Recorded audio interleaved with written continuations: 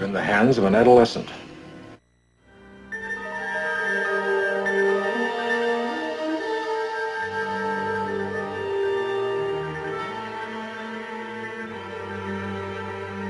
mystery. I don't like mysteries. Your bellyache. I gotta kill you right now. Aye, sir.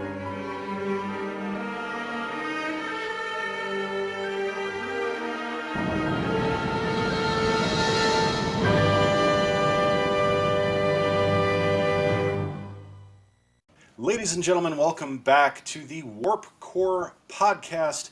I am Urza Master. With us, as always, Lord Uther, and today, joining us for an extra special episode, we have Danny Zuko, Grease Lightning. And what I have to say, fellas, I'm only going to say this one time, and I can't believe I'm making this reference right now, but when you're a Warp Core Podcast member, you're always a Warp Core Podcast member, from your first dilithium crystal to your last... shoot, I forgot what I was going to say to end off the line. Well, it's a perfect start. Well, obviously, I'm not the biggest musical fan, but we are talking, I forgot the name of the episode, something Rhapsody. Subspace Rhapsody. Subspace Rhapsody. Wow, I'm hitting on all cylinders this morning. If you can't tell, we're recording this episode in the morning. This is Warp Core Podcast with coffee. I hope you all have some caffeine for your blood. And I have to say, fellas, we've talked on our series several times about groundbreaking content, be it the exceptional writing, or the incredible acting, or the nostalgiagasm of Picard Season 3. I think, yet again, we've found ourselves at the crux of creativity, and that is the groundbreaking, first of its kind, musical Star Trek episode. Now, other shows have done musical episodes in the past, and I myself will admit, I really don't care for musicals 90% of the time. There are a very select few that I love, and most of them I hate. So I'll admit my bias up front. Please take anything I say in this episode with a grain of salt. But like Buffy the Vampire Slayer before it, Strange New Worlds has used the musical episode in a novel way that helped advance the storylines of multiple characters in a single shot.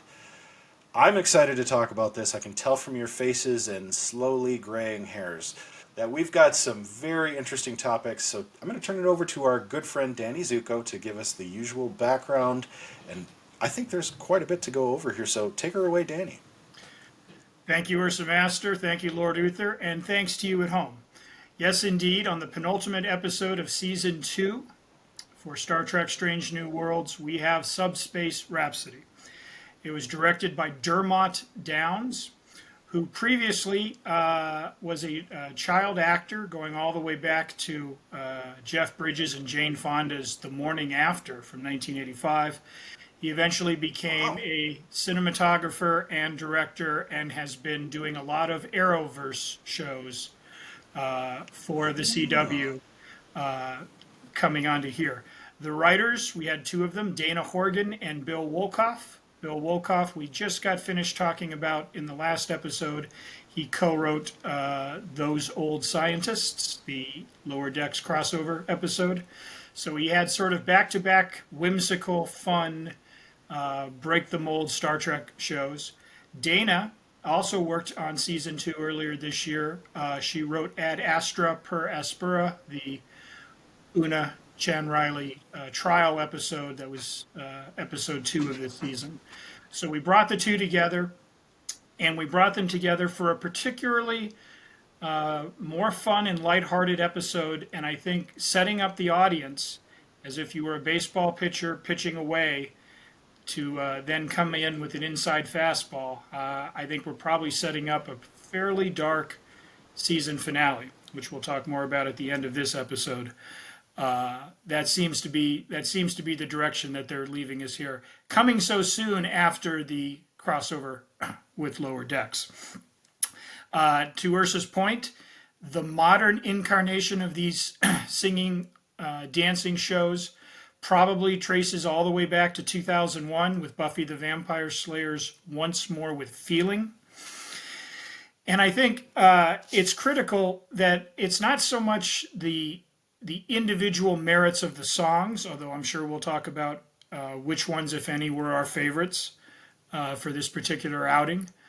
But it's really what can those songs, in the spirit of what stage and screen musicals are supposed to do, how can we illuminate character and have them give voice to thoughts that otherwise might be given in standard dialogue, and how does that enhance or detract from that experience? And we'll definitely be going into that.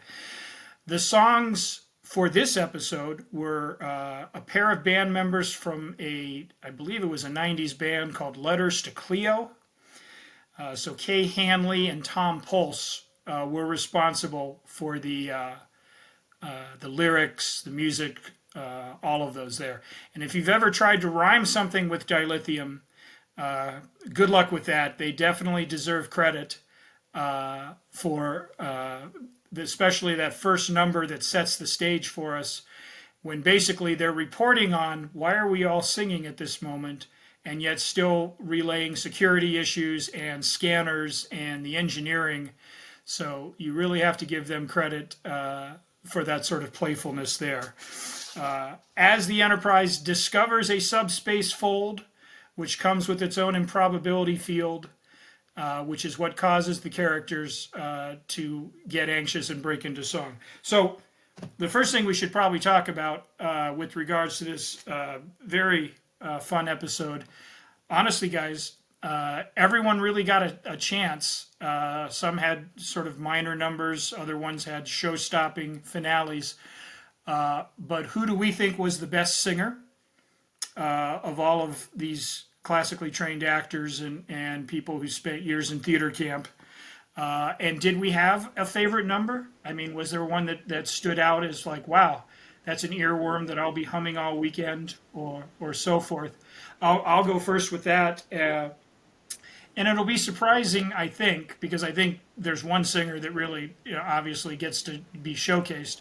But I'll go a different direction. I was very, very happy with Ethan Peck's Spock, both in the first number and then when after something we'll talk about shortly between him and Christine Chappell, he goes to engineering to brood and sing I'm the X.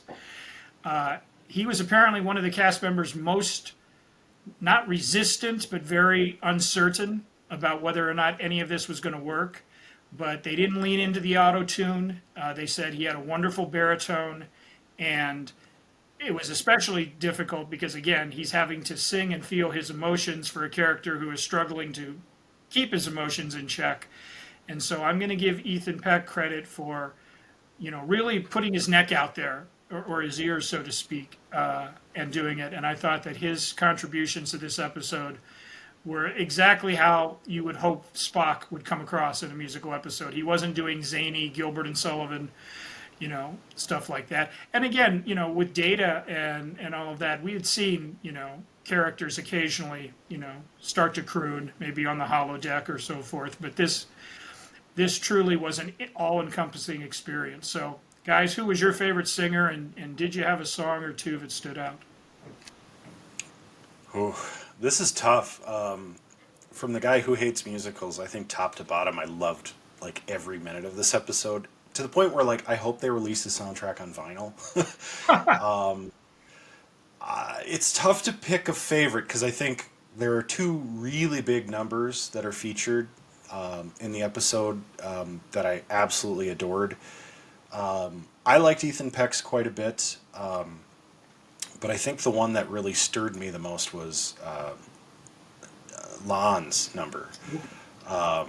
That whole sequence was just really powerful, but it was also like muted in a very genuine sense, where she's deeply struggling with emotions and caring and how to deal with this like heartbreak she knew she was going to have.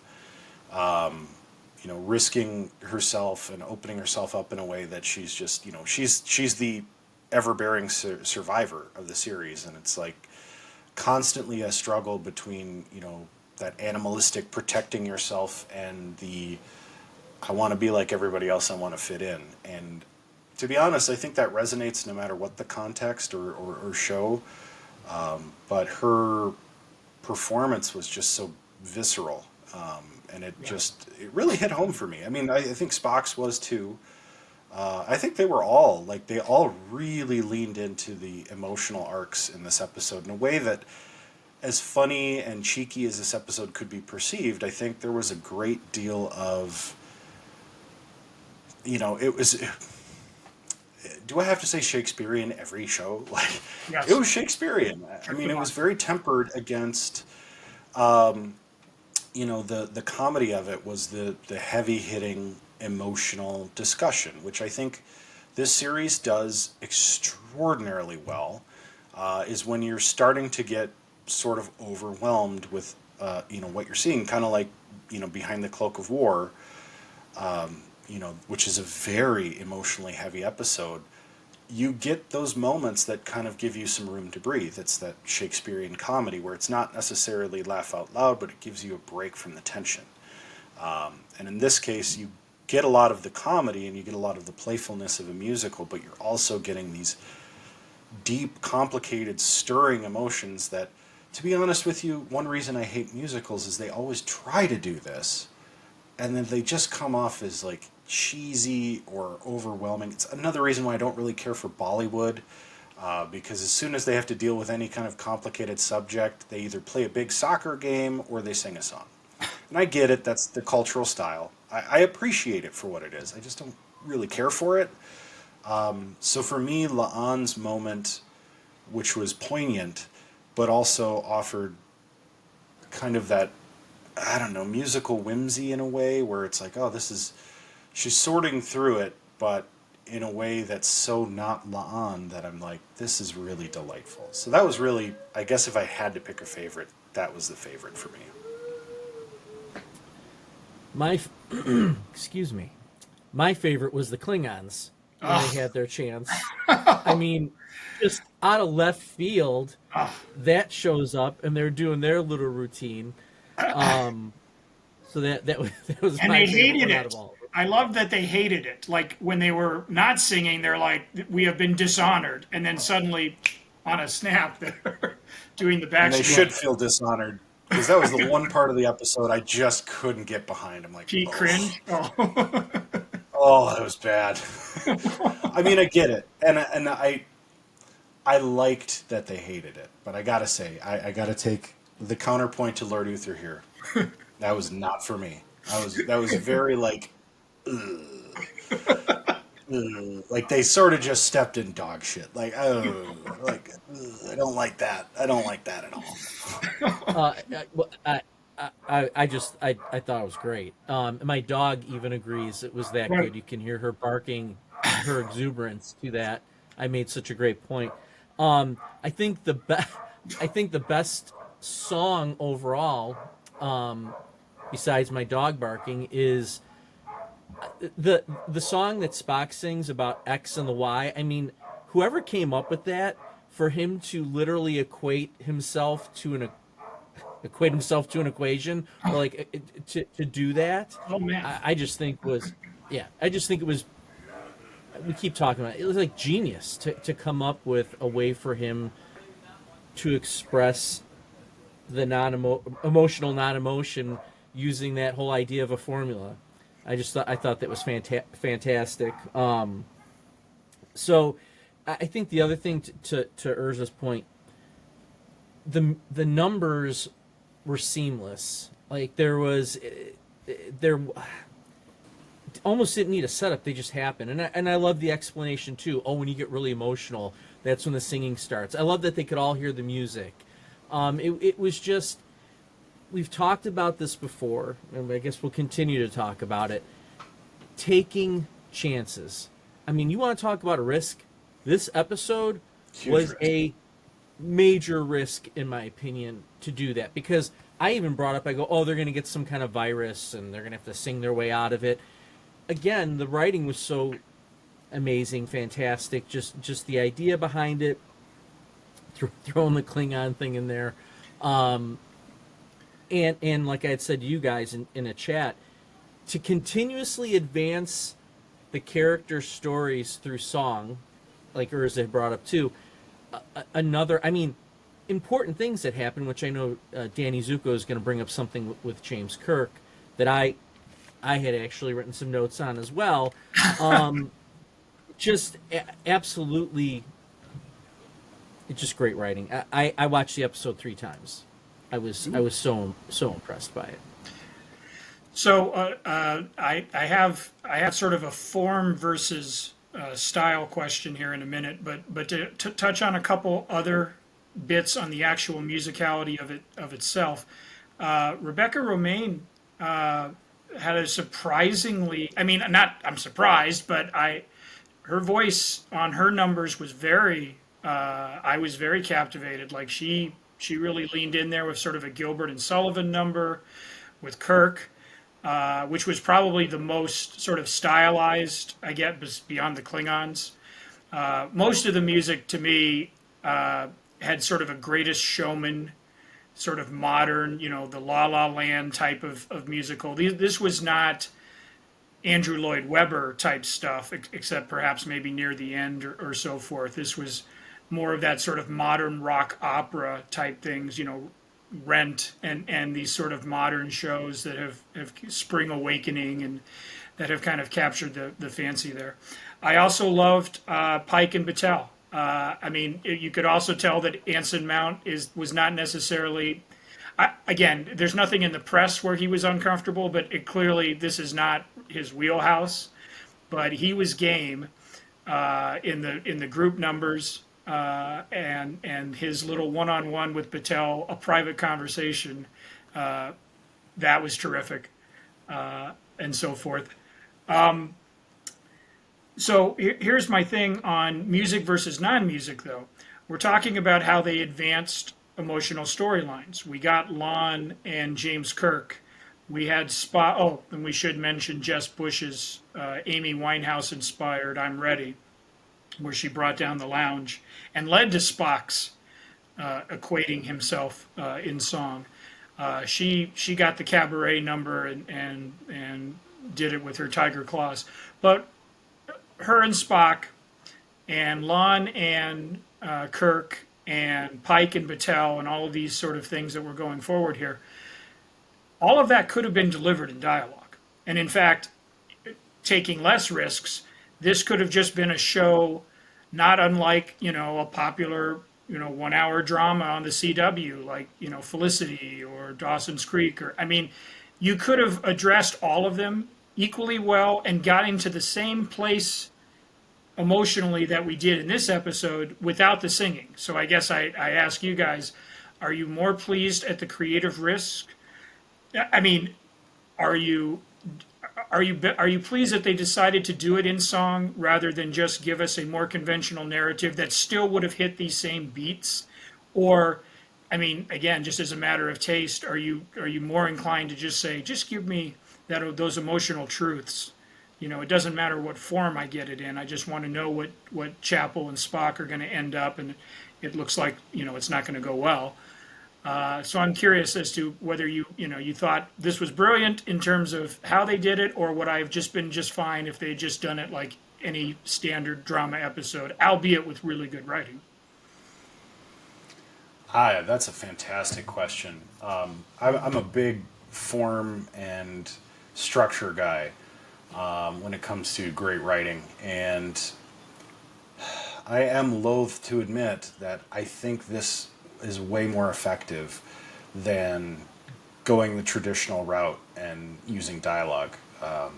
Mostly because I want this show to make an argument for itself to continue. I always have this fear in the back of my mind that something's going to be great and then the studio's going to cancel it, or the studio's going to, change it in some way that's fundamental, fire all the writers or fire the directors or something for the sake of the almighty dollar. But I think when you take adequate risks as an entire staff, by the way, and you knock it out of the park the way they did, I mean, that inspires confidence in me that, like, here are some people that are never going to need a job. Like, they've got a very synergized crew, cast, behind the scenes players, and they've got the studio's full buy-in right now because they're doing numbers that are just incredible for streaming. To be so consistently in the top 10 streaming shows, which you have to remember, there's like hundreds, if not maybe over 1,000 or more, streaming shows that are episodic or recurring enough where, like, people could be watching reruns of Maude. And occasionally some of those shows, Cheers was one of them, is in the top 10 because it's novel. It just got released on streaming or something, and it's a classic show everybody loves. If they did it with All in the Family, you bet it'd be in the top 10. And that's where, like, I feel very comfortable with what I'm seeing. And functionally speaking, in the episode, to be honest, I think it hits in a way that, as we've talked with many episodes, you can be a non-Star Trek fan, jump into this episode, and appreciate it full bore for what it is. Had they done a typical narrative, I would have probably still really loved it, but I don't know that I would appreciate it quite as much as I do, which, it pains me to admit, because I really dislike musicals most of the time, and I want to keep that up, but I don't know if I'm just changing, getting older, or what, but I really enjoyed it.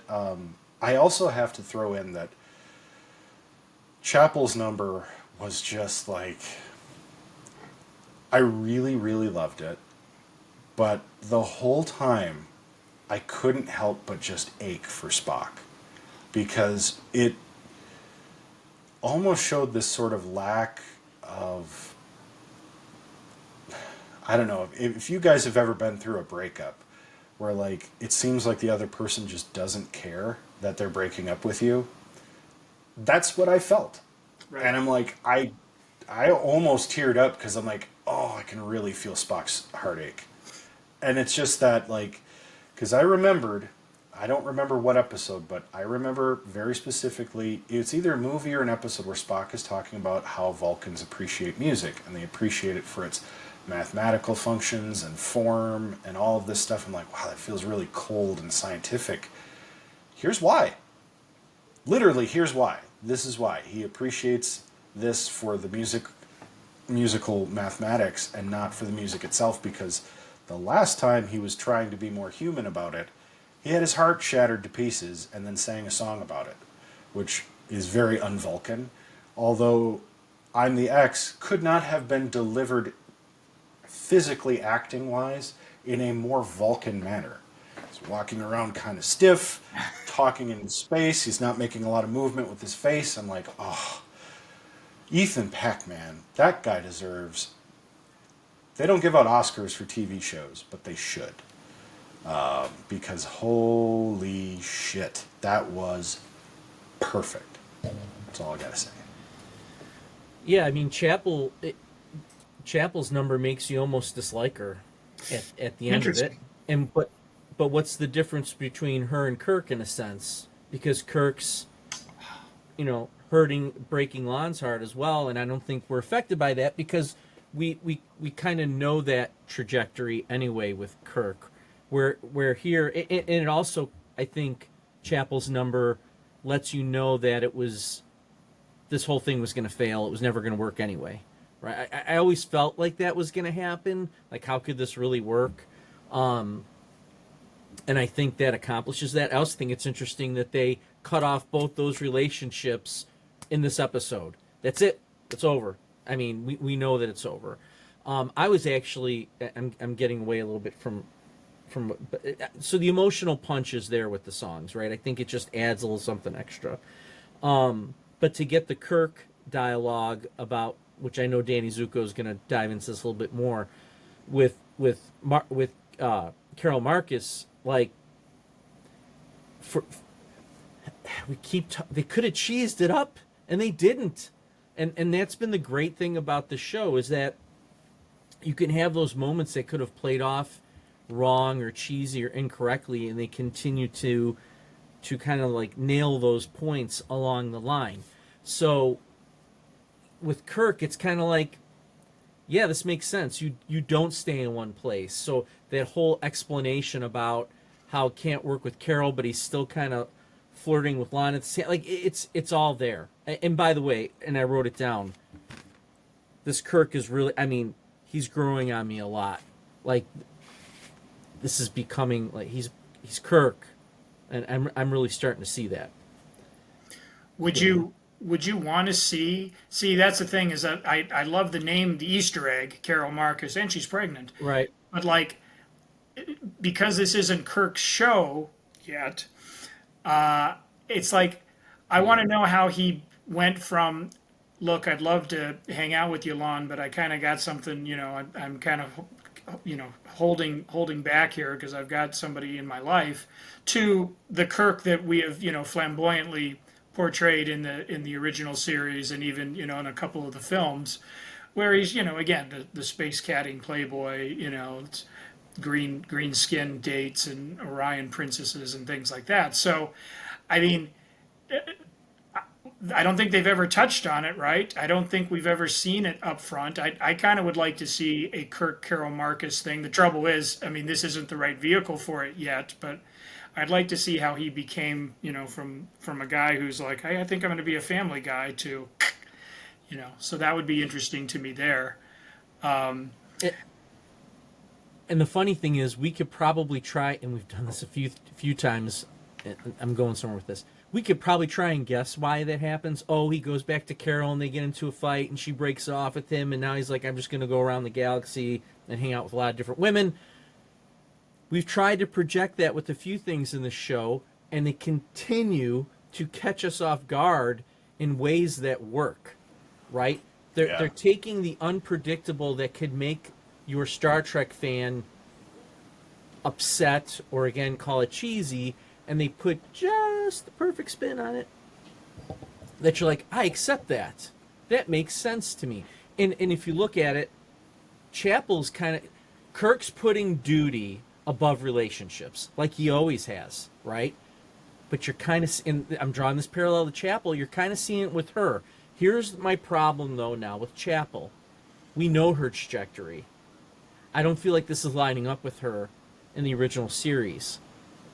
Again, they've done it right, so something might happen where she's relegated to always being a nurse. So I'm wondering, well, she gets promoted to doctor, but I think that's once the movies start, right? I think so, yeah. Is she Dr. Chapel? Yeah. So it's after the movies start, though, right? So we kind of know where that's going. So I'm struggling with what's happening with her a little bit. But again, I have all the confidence that they're going to resolve it properly because they've done it with everything else in the show. I'm thinking they're laying the bones for the good doctor who turns everybody into an android in the original series, because the fellowship that she got accepted to is with that doctor. I forget his name off the top of my head now, but I'm guessing that, as in that episode where she tags along on the away team, there's going to be some kind of hijinks there where she realizes, you know what, this isn't for me. I'm going to go back to the Enterprise. I'm going to guess, and this is, again, we've shot our shot a few times on this show and been utterly wrong. But I'm going to guess that she does the fellowship and she realizes, I want to be with Spock. I want to go back to the Enterprise. And probably by that time, Spock will have married T'Pring and will have gone full Vulcan.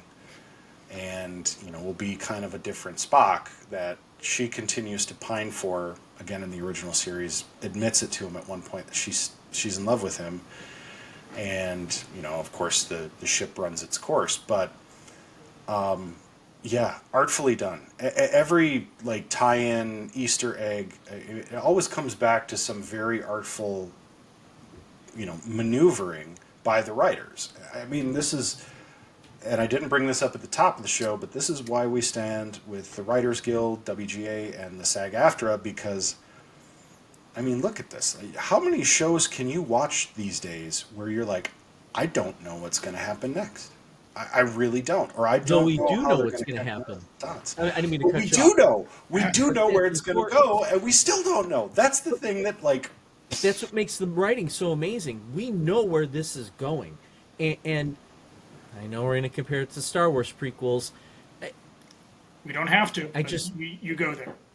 Well, I will anyway, because We know that. Because this is pod racing. There we go. I don't even say anything else after that. But we, but again, to your pointers, I didn't mean to cut you off, but we know where it's going, and that's what makes this whole thing so masterful. And we continue, like, we've had our theories here and there about how this guy is going to show up or that gal is going to show up, what's going to happen here, there is really, it's so unpredictable. It makes it's like you're still, I feel like I'm discovering Star Trek still, even though I know where it's going, because they've been that good. And that's the exploration, right? That's what I loved about this episode too, was it was just an exploration episode. It's not the Gorn War, which I'm sure that's going to be the finale now, because they have to wrap that up. But I really think that was the coolest part about this, is it's very much the explorative kind of narrative that we've come to love and sort of miss after the Dominion War and, some of the Star Trek Picard stuff where it's very linear and very focused. This is truly kind of the sheer discovery of being out and encountering strange new worlds, strange new life. And that, I think, as they keep that their central theme, it's only going to continue to work. And that's something that, like, I didn't think would lend itself to such a short season.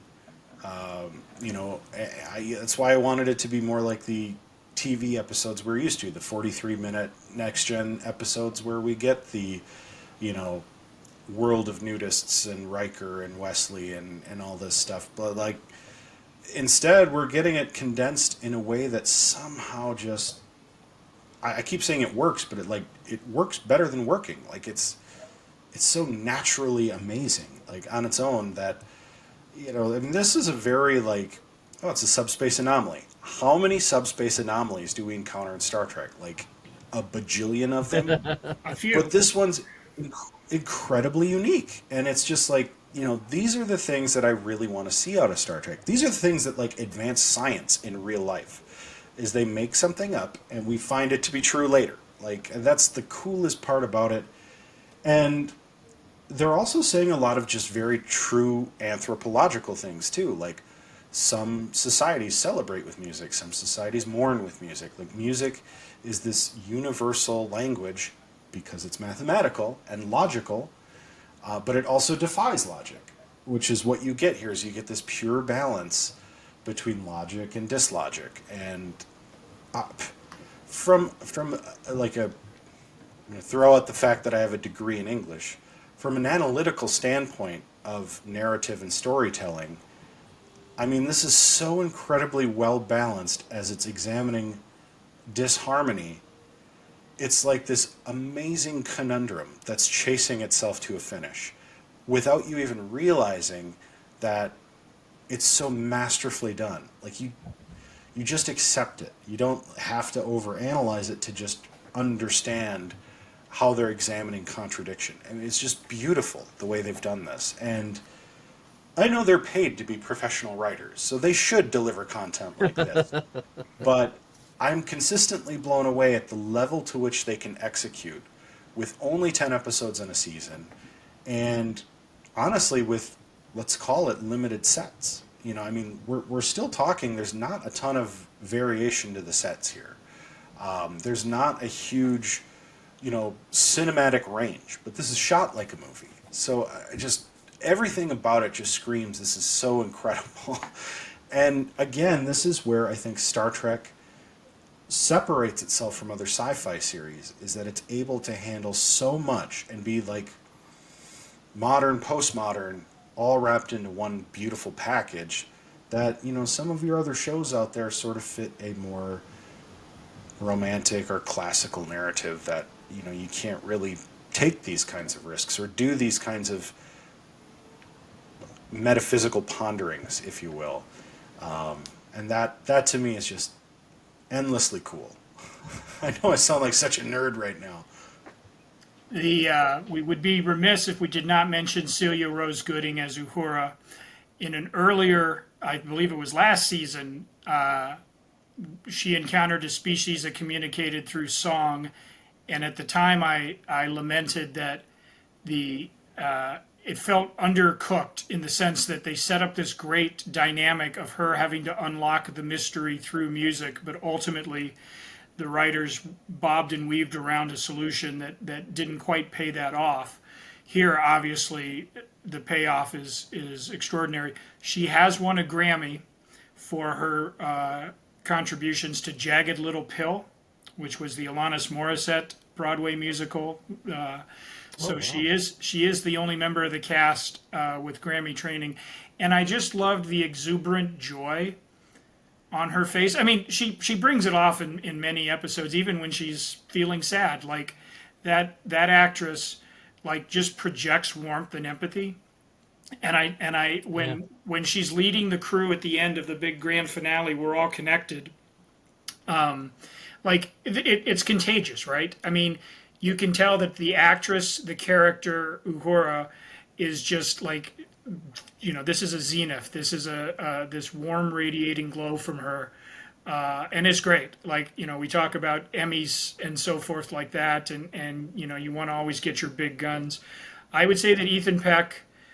I would say for the Ad Astra episode, Rebecca Romaine, and I think Celia Rose Gooding as a supporting character. I mean, she won't get the nominations because the Emmys are traditionally a very crowded, very, they reward shows that they fall in love with, whether it's Schitt's Creek or Frasier or, like they tend to like fall into a pattern. So if Julia Louis-Dreyfus wins in 2014 and she gets nominated in 2015, she's got a better of an average chance of bringing home. And again, nothing against Julia Louis-Dreyfus, but Emmy voters they sort of do it in packs, and it can be hard to break through, sort of that feeling, that sort of high school feeling of who's in the cool class.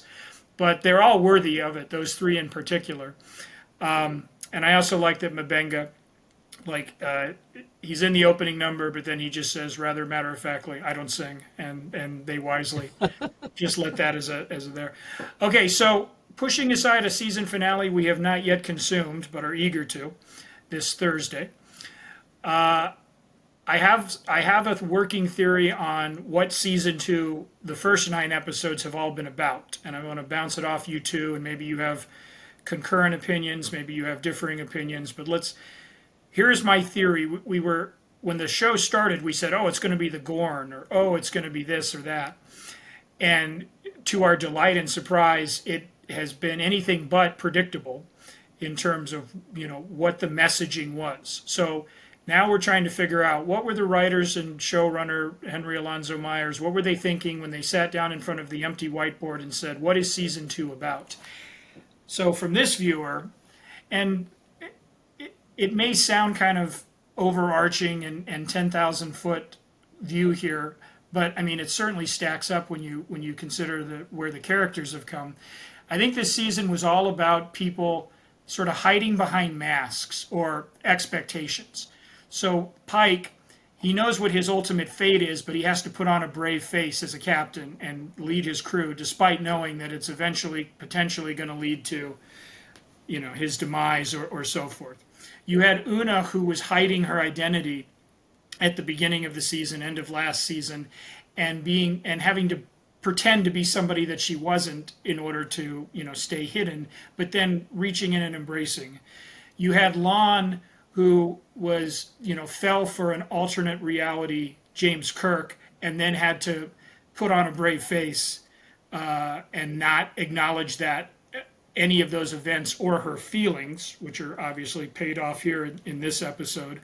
You had Spock and Chapel, trying to put on a brave face as co-workers and peers, but, giving into the attraction. I also say as a tangent, I don't know if they pulled the ripcord on that too soon. I don't know that we could have done 4 or 5 seasons of will they or won't they, but I felt like I would have liked to see a little more of the early relationship joy that comes when something is brand new and shiny and all of that. So we'll see. I mean, they may circle back to it, now they've got a couple of scars on them and maybe we'll get that. basically, you can just go up and down the road with the characters here, and they all, Mabenga, who has, was a man of violence and war, and now is wearing a face, of healing and so forth. They've all had to sort of put on a mask or put on a brave face and try and exist in this reality, knowing that there's other realities that they kind of have to keep hidden. And so I think that's what season 2 has been about with this crew. And I mean, we were only thinking about maybe a literal plot. Well, what's the storyline of season 2? Because we're used to that serialized, whether it's Picard or so forth. We've Game of Thrones. We're used to like following what is the big themes of the season or so forth. And I think this one took the more emotional approach.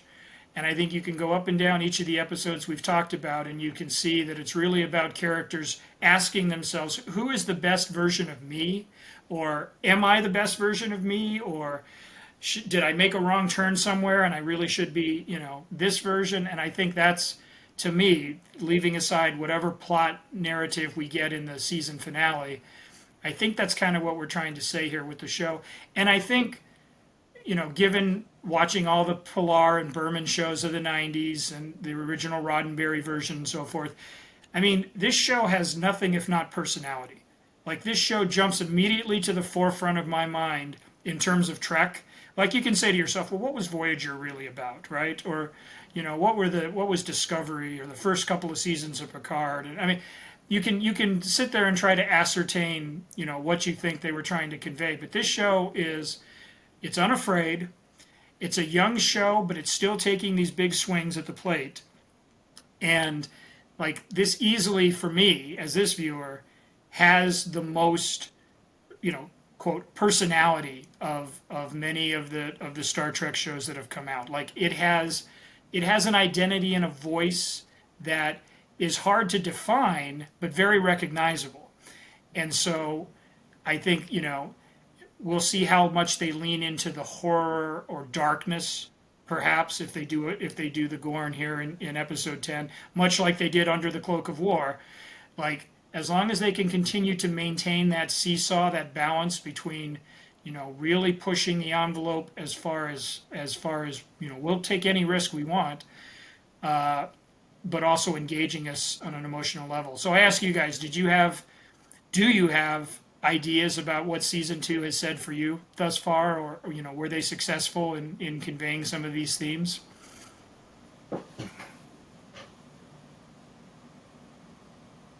Urza.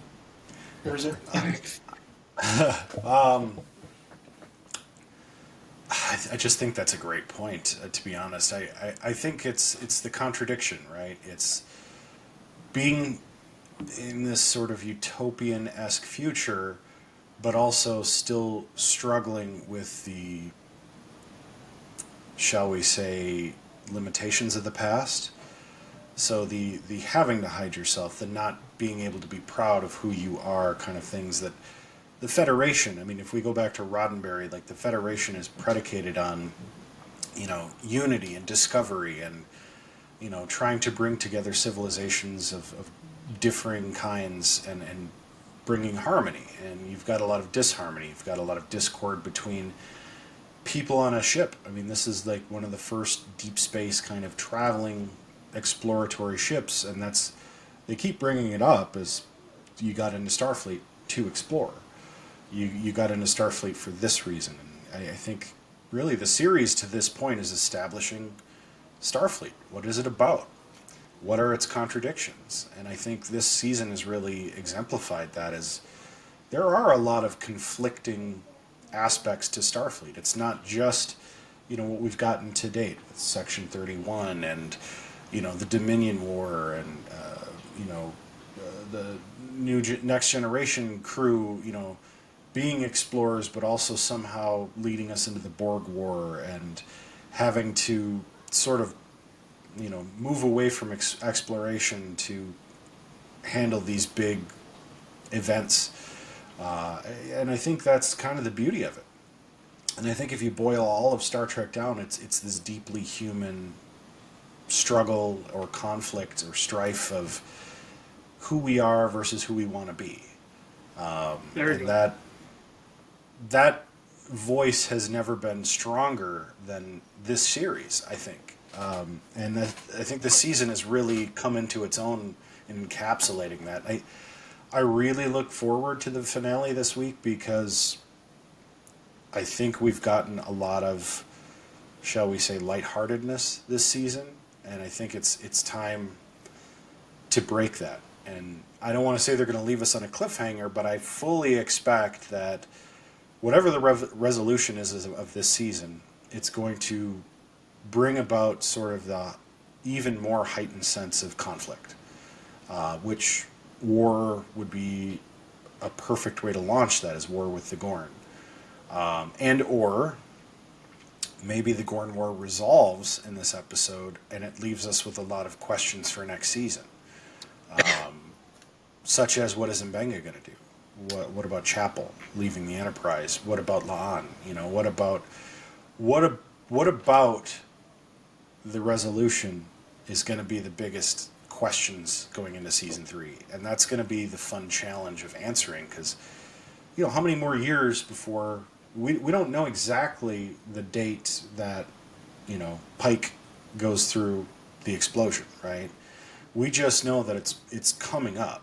You know, I think at the outset of the series it was 7 years or 6 years from that day, and we know it's been at least a year in this season. So if we're thinking each season is representative of about a year's time, and it's a quote-unquote 5-year mission, we've got, you know, 3 to 4 more seasons probably. I mean, they could stretch it out however long they want, and I'd love to see more. I'm always a big proponent of more, but you know, I think that's where the cliffhanger would lend itself to the finale at this point. I think the voice that you bring up that's been established here, and the deep conflict, the wearing of masks, you know, we've gotten a lot of masks coming off in this musical episode. I mean, as a, I don't know if you want to call it vaudeville kind of execution in a musical sense, is this going to be where the masks go back on? And we step back into the conflict, and the cliffhanger is, how are we going to come out on the other side as explorers again? And that's where I think the Gorn War that they've been teasing all season, that's going to be really appropriate. Because how do you come back from a thing like war, which they've already, again, talked about with the Klingon War, and the Gorn are these, I mean, they've really elevated them in terms of like how vicious they are and how horrifying they can be. The Klingons, by contrast, I mean, it was brutal and real life war type stuff happened, but the Gorn are kind of the supernatural elevation of that same sense. So you can really go hard into the paint, or, as we have often seen, all of our predictions could be wrong, and they may take a completely different approach to how they end this season, which would be equally interesting, which is really frustrating as a fan, because it's like, damn it, I'm going to love it no matter what they do. Shit! Like, you know what I'm saying? Like, they could set up this Gorn War and it could never happen, or it could happen completely in the background. And to be honest with you, I'll be perfectly satisfied. You know, it's kind of like the war with the Borg in The Next Generation. We only really saw a couple Borg War episodes with Locutus, and that was it. The rest of it was resolved off screen. You know, the fleet getting destroyed was one episode. And then there was still a bunch of other Borg conflicts, but we didn't see much of that. We got all the other stuff instead, because that was really material to what they were doing on that show. Is the Gorn War really material to the character development they're trying to achieve here? Maybe, maybe not. The only character that's really tightly espoused to anything with the Gorn is La'an, and the only character that doesn't appear in the original series is La'an. Ooh. So, is this whole series La'an's story, or is it Pike's story? Interesting. Yes. There it is. Check. I'm going to go a little bit different route. I thought the season was going to be all about the Gorn, and they throw this Roger Clemens curveball, and I would probably take a wild guess a vast majority of the fans took a swing at it and completely missed, and the season has not even been, I mean, besides a little bit of a mention that this could, the one episode where this is a jumping off point, or it could be a jumping off point for the Gorn, where they were along the border or something, really not anything beyond that, which is funny because this all leads to a question I was going to ask both of you. Obviously, the next episode is going to be Gorn. I feel like DS9 kind of did this, but does Star Trek need to have a war season where it's just one season about going to war with somebody? Is that truly needed? Because I feel like DS9 did that with the Dominion and all that jazz, and I just don't know if that's something that's needed or not. Is that where it's going to go? I'll let my dogs bark while you guys kind of discuss it. Well, I got plenty of barking here. I think for the very reasons we just cited about giving it the personality and the fact that this is character forward, I think a war season, I don't want to say it would derail things because they would obviously give us fresh, compelling drama of the highest order. But I think the audience that is finding Strange New Worlds wants to be surprised, wants to be, maybe perhaps, have the episodes where Spock's DNA is magically stripped away. And I think its biggest selling asset is that sheer unpredictability of what's coming next. And I think if you made it, like the Dominion War, if you made it combat forward, I think some of those viewers would peel off. You'd still have the Trek fans who would absolutely go for every nuance and so forth. I'm going to go with Ursa in the sense that you don't want to have cake every week for dessert. You want to mix it up, maybe have some mixed berries or a slice of pie or tiramisu. So I don't know that we'll get more Gorn. I think we'll get a season finale. Ursa loves the two-parters. I think we'll get a season finale with perhaps not a plot cliffhanger, but a lot of emotional threads up in the air. And then next season, as would probably be the custom, try and, set some of those loose threads into a new weave going forward with it. Because again, if they're front and center like the shark in Jaws, like they might lose some of that mysteriousness and suspense. Like the xenomorph in Alien, the original, is great because you see it for, maybe at best a minute or two of screen time, like actual screen time where it's on. It's always suggested, Ridley Scott, they had a man in a suit and they didn't want you to know it was a man in the suit. So they showed you a lot of teeth dripping and claws, but they didn't really, and the further along you get, the more you see of it, the less mysterious it is. Think of the X-Files and their little gray aliens and type. The less you know about them, the more suspenseful they could be there. Next week's episode is called Homogeny, and it is a solo writing credit from Henry Alonzo Myers, the showrunner. So I think what he wants to say with these characters, being the co-showrunner, I think, like I say, I would expect right from the jump, even before the credit sequence when they do their little teaser, I think will probably be, like, oh wow, we're in the ring and we're getting, hit right in the face right away. I don't know that there's going to be a lot of clever, like, oh, we're just going to build up, and so I think we're going to get hit right in the face right away. And then just spend the rest of the episode trying to avoid blows, getting up against the ropes here, and just so I'm actually setting the bar fairly high. I'm expecting something that will have a lot of punch to it. What say you, Ursa? I couldn't agree more. Actually, I think what we're going to find is we're going to jump right into the middle of a big battle with the Gorn. I think the flagship is going to be with a group, because they're going to have Kirk in the episode, so they're going to have a group of starships probably getting pummeled by the Gorn. And I think a lot of the character development is going to come through the stress of war. But I think it's going to be a quick resolution. I think we're going to come into it thinking that, oh, this is going to be the Gorn War episode that we've been waiting. And I think it's going to resolve itself probably within 15 minutes or 20 minutes. And then the remainder, it's almost going to be a denouement episode where it's just everything else is all the other dominoes falling. I think it's going to be, you're going to get that big Gorn clash where I think we're not going to see some starships blow up. They're not going to explode the Enterprise. They're probably going to hobble it. And Pelia, who has not gotten her episode yet, is going to have to probably creatively save the day, be the miracle worker in engineering.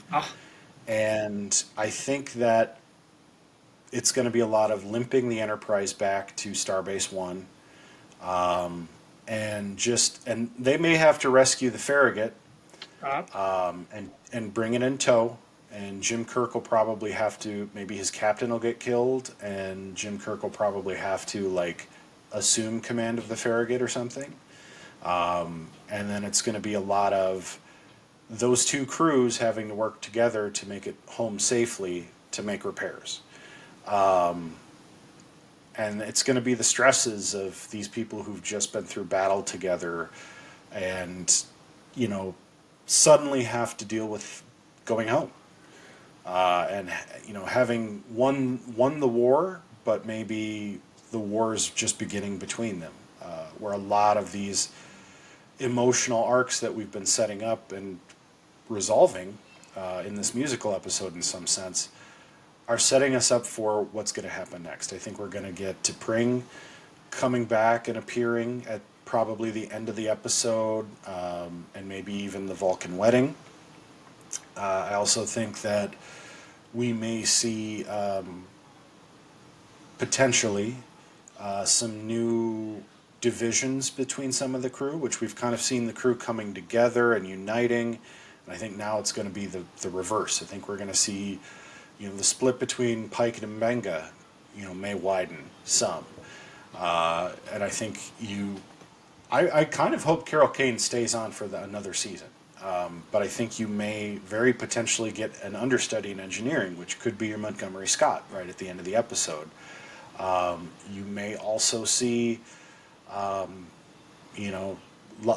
and Una start to have some strain put on their relationship, which has been very mother-daughter, or maybe even sisterly in some ways. And maybe because of a decision Una has to make that doesn't sit well with La'an, now we've got some emotional tension there that's going to take some resolution. And I don't think there's going to be a ton of earth-shattering, oh my god, how are they going to resolve this? I think it's going to be more subtle, played close to the heart, but play on the heartstrings very poignantly. And I think it's not going to leave us with a cliffhanger where there's no resolution. I think it's going to be, there's resolution, but it leaves a lot of questions. Similar to what we had in Season 1, other than the whole arrest of Una. There may be one moment like that, but I think there's going to be a lot more moments that just sort of set each character up for their development next season. But again, I think some of them are going to come from left field. I think we're not going to be anticipating some of what we get.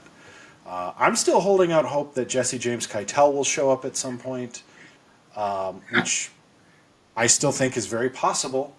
I really loved her character, and I really want her back at some point. I would love to see more Sybok. I know they can't do too much Sybok because that was sort of the whole revelation of Star Trek V. But I think there should be something in the inner workings that involves Sybok because such a great character. Don't let it go to waste. I'm curious, Uther. Right. I'm curious, Uther, what if you would venture a guess? Ursa Master did a very good job of laying it out there. What do we think Pike's like? What do you see from him in the finale in the sense of his? I like the idea that maybe he and Mbenga's rift widens or so forth. But what do you want to see your Christopher Pike wrestle with here going into season 3. Perhaps maybe it's the loss of Battelle. Isn't she the Farragut commander? Do I have her on Yeah, the wrong that ship? was no. You're right. It Okay. wouldn't surprise me if she, because I mean that would play into, you know, season 1 with him not really wanting to come back at first. You know, it wouldn't surprise me if she winds up, you know, dying in the Scorn Ward. And does that make the Gorn like his sworn enemy? Are we going to see some kind of masterful plan, like a Picard maneuver? Maybe it's the Pike maneuver. We're going to see something like that at some point. I almost hope they don't go there with something like that. Yeah, I mean, I just, what do I want to see? That's a good question. I, I'm just so enthralled with him as a captain. I don't know if there's another. I mean, there's going to be some kind of a standout moment. I just don't know if it's going to be a A, war strategy a jambalaya scene. So or or an emotional thing, or maybe, yeah, right, maybe a food scene. Who knows with him?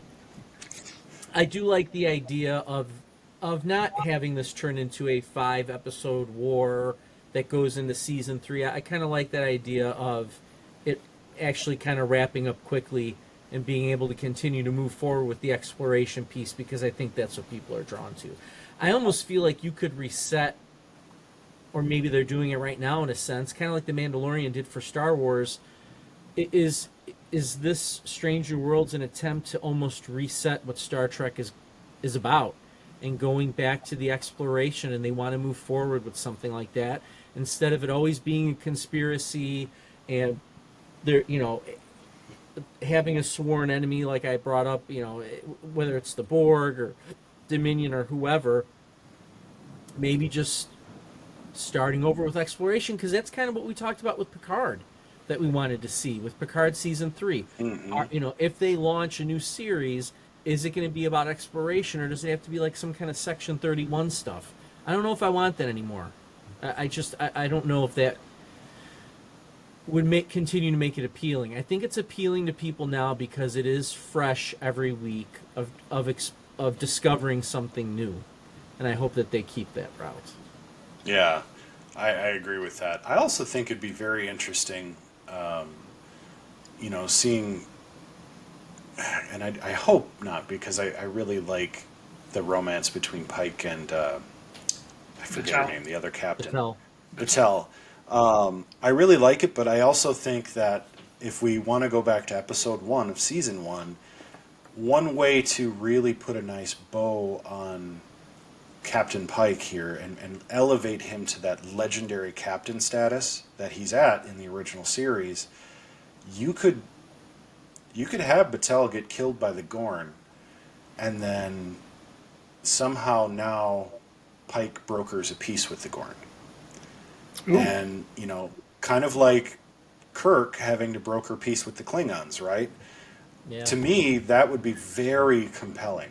And there's a lot of parallels with all these characters in prior Star Trek. How much more Pike-like can you get? I mean, you look at the way he presented Earth to the aliens in the first episode. He could do the same thing with the Gorn. You know, he just suffered this major loss. You know, I'll never forgive them for killing my son kind of moment. I'll never forgive them for killing the woman I love. But I'm going to do the Starfleet thing. And I'm going to broker peace. And that was also set up this season with Under the Cloak of War. Where it's like, you know, is it even possible to set war aside and set hurt feelings aside and be the bigger Starfleet person? I like it. I really would love to see that. I love Captain Battelle, but of course we know she's not in the original series. So, right, this is a moment they could exploit. Are they going to? I don't know. Because then where do you go with Pike from there? You know, he's already got. We've resolved sort of the emotional fallout of him dealing with his own death. Death of his love could be dealt with sort of in this episode. The one thing I think would be really cool is if you move past Battelle, and in season 3 now you've got Pike is a little bit more emotionally protected, because he falls in love with the girl on the alien planet. I forget the name of the planet that he goes back to. Yeah. So, is it going to be a single Captain Pike who maybe plays a little bit more of the Kirk game and He's single and ready to mingle. So. exactly. I would think, just knowing Pike and the way he conducts himself, we're probably going to see a more serious Pike, a more jovial but not like playboy Pike. I mean, I'd love to get a little bit of that, because I think you need a little Will Riker in every series. But I think we get the Pike who's a little more stern, a little more like, all right, this is the mission. I'm setting my emotions aside. And again, that would sort of bring him and Spock even closer together too. So, and with Spock journeying to become more Vulcan now, that would fit very well. So, with that, if y'all will indulge me, we have on this show rated each episode of Strange New Worlds out of 7 warp cores, and it has come again that time to give the ratings for Subspace Rhapsody out of 7 warp cores. And this week I'd really like to hear from Danny Zuko first, as our expert on all things behind the scenes. Danny, why don't you take this one away? Tell me more, Ursa Master. I think it's kind of unfair to judge it merely on the 7, because I think that it was such a, oh no, are they going to stick the landing? Are they even going to launch? I mean, this could have been a failure to launch from the teaser. So I really think, in this episode and this episode alone, I think the superlatives are earned, and I think I think this was a 10. I think it was a 10 in that they said, okay, we're going to commit to this and we're going to go for it, and the execution met that determination. And something that is improbable. I mean, if you pitched this at Comic-Con a year ago, yeah, we're going to do an all singing, all dancing episode of Star Trek, I'm sure you would have gotten a few raised eyebrows, to say the least. So I'm going to give it 10. Again, not because I think that this is so galactically above every other episode we may have previously rhapsodized about, but I just think that when you take this huge risk and make it kind of look effortless, like now in hindsight you look back and say, well, naturally, this was going to turn out this way. This is just great. I think that deserves a real credit to everybody on the show, from the director to the writers to the cast. Akiva Goldsman, Henry Alonzo Myers, like everyone who said, you know what, we're going to do it, because I don't know that the Boardwalk Empire version of this would have been nearly as successful, or I guess Mad Men, they might have been able to make it work, but very few shows that don't seem like musical shows could have pulled this off. The Game of Thrones all musical episode would not have sat well with me. So they jumped into the deep end, and they are swimming laps around us creatively. And so, yeah, I think this one deserves, all the finger snaps and hand claps and jazz hands. So. Yeah. I mean, again, I'm gonna draw all the power from the ship and dump it into the warp core. I'll go. I know it's got to go higher than last week. I'll go 8 out of 7 warp cores.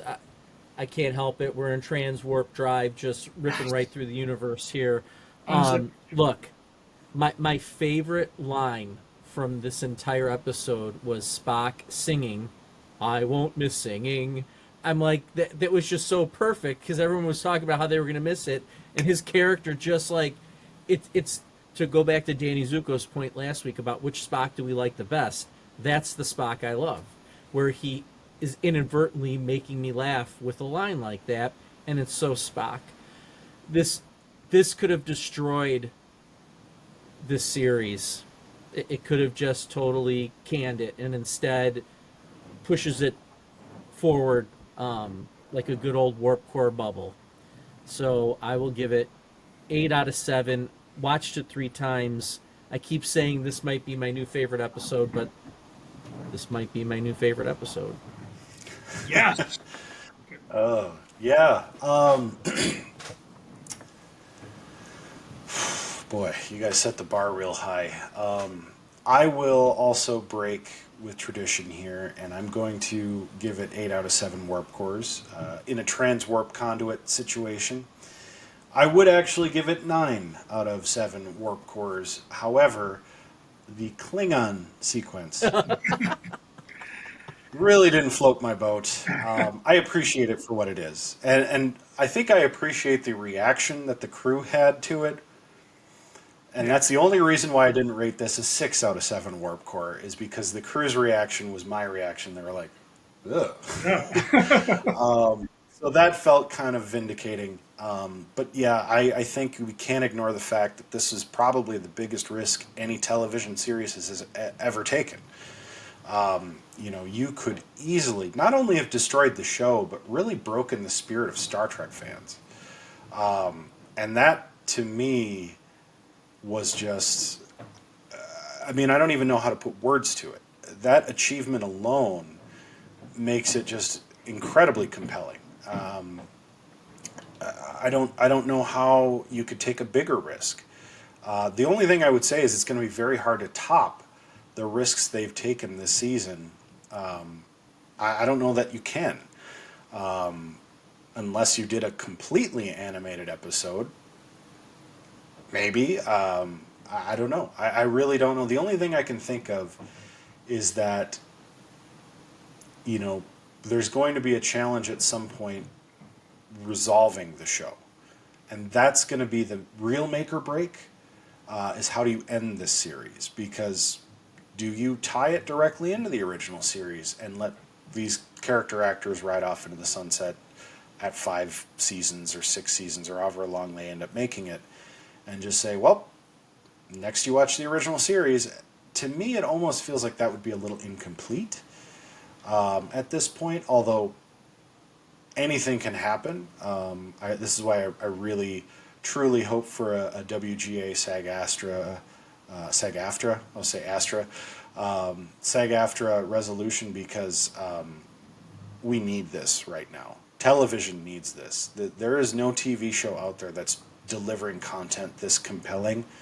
I really do look forward to Ahsoka coming out here in a couple weeks, and of course the next season of Lower Decks. But this show has boldly gone where no Star Trek has gone before, and I think now more than ever, this is the kind of show we need. As a world, we need something to hope for, humanity-wise, and we just keep seeing such great things from it. I hope it doesn't end. I really hope it doesn't end. But, gentlemen, we have gone boldly, baldly, perhaps, where no Warp Core podcast has gone before, through a musical episode of Star Trek Strange New Worlds on Paramount Plus. If you're not already, please go out to Pending Rebrand on YouTube. Give us a follow, a subscription. We are available on all podcast platforms, your Spotify's, your Google Podcasts, your Apple Podcasts, and anywhere you consume your digital media. We are there. We also have a website, digitaliscapepod.com. You can visit us out there. But to be honest with you, that YouTube page, it's where it's at. 2 turntables and a microphone. With that, live long and prosper.